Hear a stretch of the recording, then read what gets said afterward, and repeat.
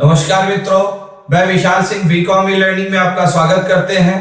आज हम company act 2013 registered of the member and beneficial interest. First हम आपको बताना चाहेंगे रजिस्टर्ड ऑफ द मेंबर। किसी भी कंपनी में जो भी मेंबर वहां होते हैं सभी को कंपनी के द्वारा एक मेमोरेंडम ऑफ एसोसिएशन के अनुसार एक रजिस्टर रखना अनिवार्य होता है, यह कंपलसरी है, जिसमें all member of the company registered in name, address, occupation and relation of the other document, उससे संबंधित अतिरिक्त सूचनाएं उन्हें वहां पर रखना अनिवार्य होता है। कंपनी एक्ट 2013 सेक्शन 88 में के अंतर्गत कंपनी को रजिस्टर रखने के विषय में बताई गई है। फर्स्ट हम आपको बताना चाहेंगे कि सेक्शन 1 इक्विटी, जो भी रजिस्टर आप यहां पे रखेंगे वो equity share end of the foreign register. Foreign register means अभी डिटेल्स हम किसी फंड्स में आपको बताएंगे। नेक्स्ट आपको हमें ये कहना है कि registered of the member indicate separate each of the equity and preference shareholder each member India and outside of the India। Bharat के अंदर जो मेंबर हो, चाहे वो इक्विटी शेयर होल्डर हो और चाहे वो आपके लिए क्या हो, प्रेफरेंस शेयर होल्डर हो, उन सभी होल्डर्स को रखना अनिवार्य माना जाता है। इसी आधार पे आपको register of the debenture holder, जो भी आपके लिए ऋण पत्रधारी होते हैं उनके लिए भी उनके भी नाम का एक रजिस्टर आपको बनाना होगा, जिन्हें रखना अनिवार्य है। Register of any other security holder, जो भी सिक्योरिटी प्रतिभूतियां यदि कंपनी ने इशू की है तो उन सभी का रिकॉर्ड कंपनी के पास सेक्शन 88 के अंतर्गत होना अनिवार्य है।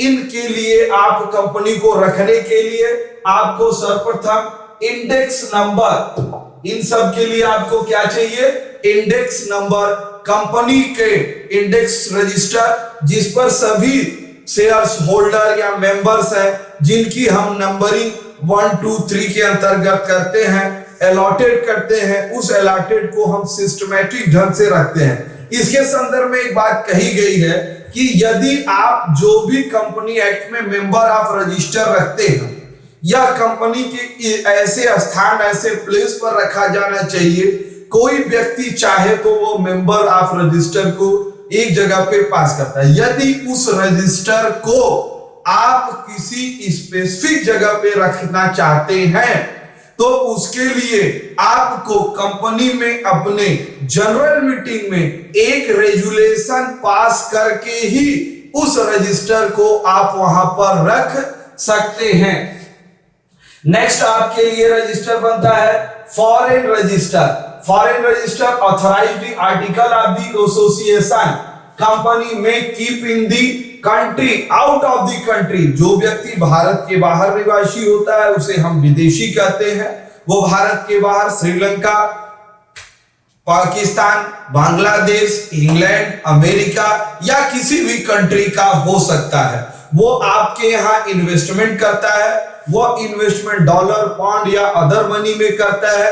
फेमा एक्ट 2000 के अंतर्गत कन्वर्ट करके हम उसे शेयर, डिवेंचर या other preference share, equity share के रूप में अलॉट करते हैं।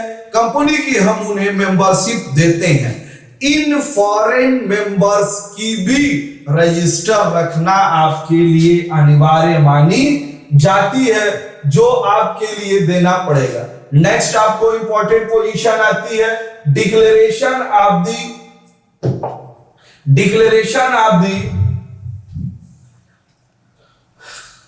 Beneficiary respect. इंपॉर्टेंट चीज है बेनिफिशियरी रिस्पेक्ट। शेयर के संबंध में अंशों का लाभकारी हित। कोई ऐसा व्यक्ति जो कंपनी का शेयर होल्डर हो लेकिन उसके स्थान पर कोई फर्जी व्यक्ति आकर के असल में वो शेयर का होल्डर, असली मालिक न हो, एक्चुअल न हो, वो उसके डिविडेंड्स को प्राप्त करता है, कंपनी की जनरल मीटिंग में जाता है अगर ऐसी चीजों को इनवैलिडेबल, उन्हें हम व्यर्थ मानेंगे, तो ऐसी जो प्राप्त करता है उसे हम कहते हैं beneficial of the interest. Beneficial interest के संबंध में कंपनी एक्ट में नेक्स्ट प्रावधान दिए गए हैं। सेक्शन 89 यह कंपनी में बताया गया है कि डिक्लेरेशन के अंतर्गत MGT फॉर्म 4 के अंतर्गत डुप्लीकेट नेम, डबल नेम के कोई भी व्यक्ति है तो उसे डिक्लेरेशन करना अनिवार्य मानी जाती है। नेक्स्ट है other provision in regarding beneficial interest and beneficial ownership. Section 89 provision regard interest beneficial ownership. इस संबंध में यदि वह रिकॉर्ड किया गया है कि कोई भी प्रोविजन वो प्राप्त करता है, ये इंटरेस्ट संबंधी या कोई भी चीजें प्राप्त करता है जिसकी टॉपिक आपको स्पष्ट दी गई है। नेक्स्ट डिक्लेरेशन में आपको कहता है कि आपके लिए आती है declaration of particular shall make declaration to the company specified detail, nature, interest, person name, registered book of the company। Beneficiary interest जो व्यक्ति प्राप्त करता है कंपनी की रजिस्टर्ड बुक में उनके नाम और अंकित होने चाहिए। सेकंड पोजीशन आपको कहती है declaration of the change, declaration of the change beneficiary interest in prescribe of the 30 day. कितने दिनों के अंतर्गत ले सकते हैं? 30 दिनों के अंदर आपको इसकी डिक्लेरेशन कंपनी को देना अनिवार्य मानी जाती है। नेक्स्ट कंडीशन आपको यह कहता है कि power control government make rule providing the holding disclose beneficiary interest to ownership. Ownership इसके संबंध में गवर्नमेंट के द्वारा अनेक रूलिंग प्रदान करती है। Punishment for failure to make required declaration, अगर रिक्वायर्ड डिक्लेरेशन नहीं करता है तो कंपनी एक्ट के द्वारा उस पर्सन के ऊपर क्या दी जाएगी? पनिशमेंट दी जाएगी, उसके ऊपर पेनाल्टी लगाई जा सकती है। वह पेनाल्टी 1000 पर डे मैक्सिमम 50,000 तक लगाने का राइट है।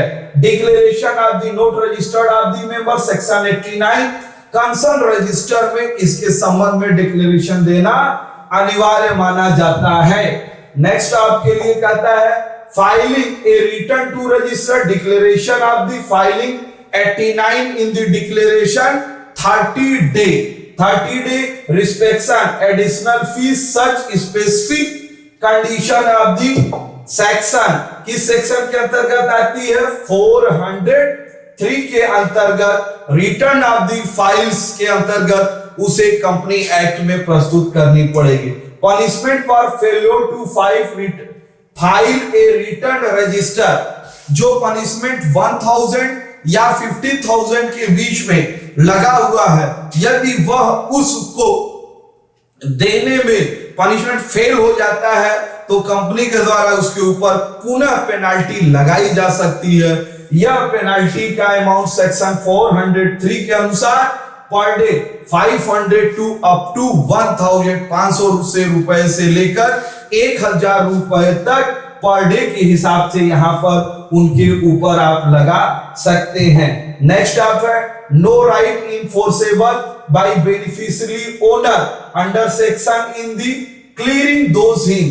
इसके संबंध में उसे जो भी डिक्लेरेशन है क्लियरिंग रिपोर्ट आप चाहें तो कंपनी के द्वारा दी जा सकती है। नेक्स्ट आता है सबसे last point obligation to pay dividend not affected to section 89।